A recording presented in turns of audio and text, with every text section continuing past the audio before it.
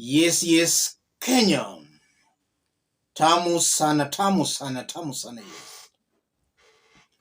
On Friday, 17th May, this week, some Mount Kenya leaders, mainly drawn from the opposition, led by Martha Karua, Jeremiah Kioni, and former Laikipia Governor Nderitu Muridhi, will be holding a meeting in Limuru, dubbed Limuru 3. And even before the meeting, already some Mount Kenya leaders close to William Ruto, such as Kimani Ichung'wah, have rubbished that meeting, branding it a tribal meeting. The interesting bit about it is that some other leaders, again from the mountain, are accusing Rigathi Gachagua of being part of those planning that meeting. That's very interesting. In our next video, we will do a detailed analysis on that Limuru 3. And we will try to figure out how Rigathi Gachagua has come in. In this video, I want us to understand what's happening between William Ruto's camp and Rigathi's camp in Kenya Kwanza.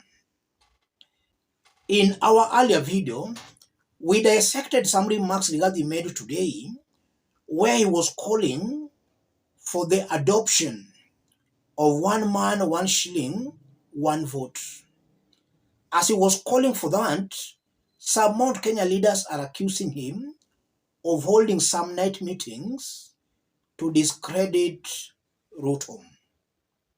Let's listen to Mwangi KIUNJURI before we continue.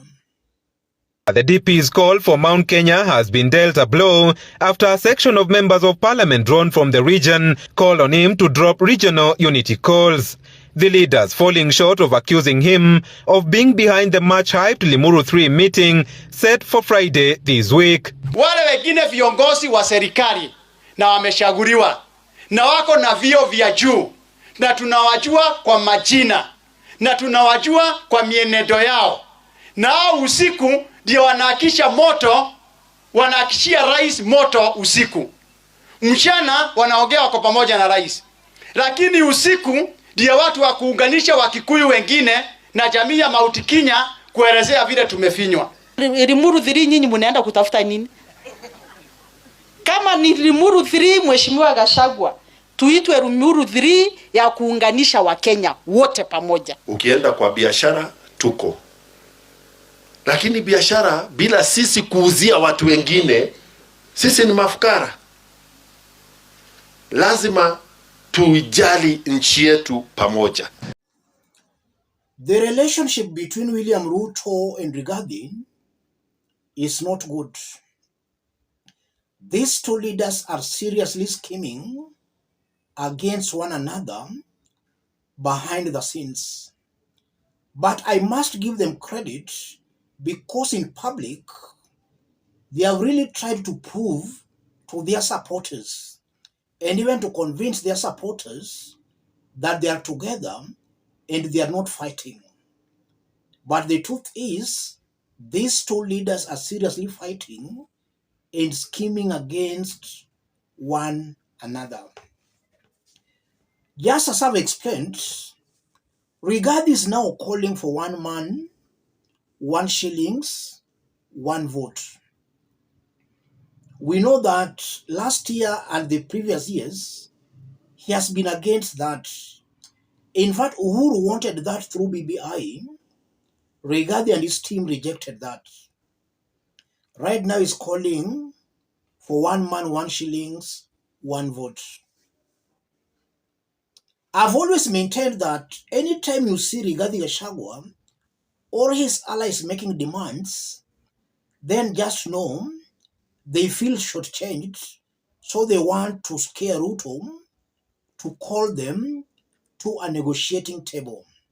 Anytime Rigathi or his allies makes a demand, they are trying to catch the attention of Ruto to call them to a negotiating table. And in our videos, I've been explaining that. If you see Mwangi KIUNJURI saying that Rigathi Gachagua has been holding night meetings explaining how wanafinywa kwa serikali ya Ruto, then just know William Ruto and Rigathi, it's just a matter of time before their behind the scene wars comes out in public. But one credit I must also give Rigathi Gachagua, Rigathi understands William Ruto's politics very well. He knows for William Ruto to fulfill his end side of the bargain, then he must pile pressure on him. Yes, that's one trick Rigathi has learned. You know, if he pretends to be good, if he's not complaining, then most definitely William Ruto will take him for granted.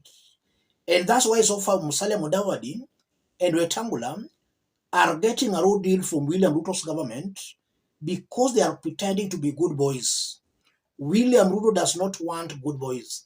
He wants people who can challenge him, people who can even threaten him politically. Rigathi is doing that. Musalia is not doing that. Wetangula is not doing that. And that's why eventually they will end up losing. And now if you look at the mountain ground, as things are, the mountain ground is divided between Kenya Kwanza and Uhuru Kenyatta's side. In Kenya Kwanza, Rigathi does not want to antagonize the ground, those supporting Kenya Kwanza, because he knows that some are still genuinely supporting Ruto. They have not accepted Rigathi Gachagua as their political kingpin. So Rigathi cannot now dictate to them that this is the direction we should take. Rigathi understands that. That's why he does not want to come out in public to attack William Ruto. But if you look at the way he's playing his politics, I also believe that it's just a matter of time before he snatches that vote from Ruto. It's just a matter of time. And that's why you are also seeing William Ruto trying to prop leaders such as Ndindi Nyoro. Ruto already knows Rigathi Gachagua's ultimate game plan.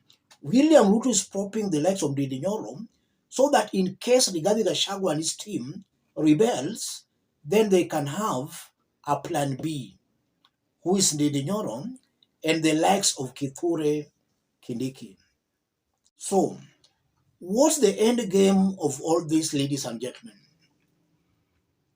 I'm seeing a Rigathi Gachagua who will intimidate, threaten, and force William Ruto into having him as his running mate come 2027.